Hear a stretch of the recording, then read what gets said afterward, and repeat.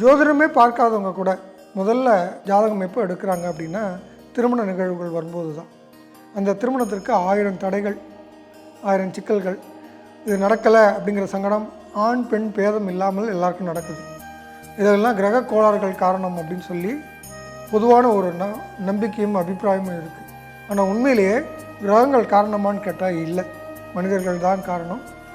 ஒரு சில நேரங்களில் திருமணம் ஏற்பாடுகள் நடக்கும்போது அதுக்கான தடைகள் இருக்கும், அல்லது தேடக்கூடிய இடத்தை விட்டு தேடுறதுல சிக்கல்கள் இருக்குது.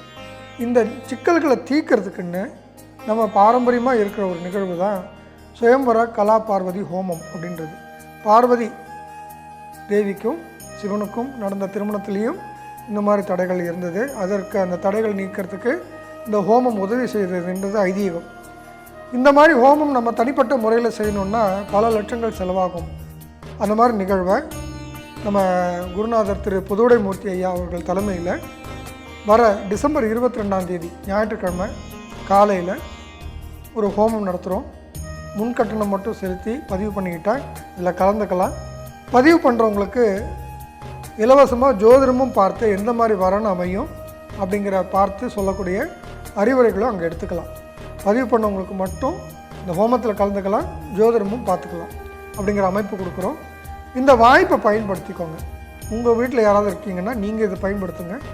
இல்லை இந்த வாய்ப்பு மற்றவங்களுக்கு தேவைப்படுறவங்க பல பேர் உங்களுக்கு சுற்றி இருக்கலாம், அவங்கள்ட்ட இதை சொல்லுங்கள்.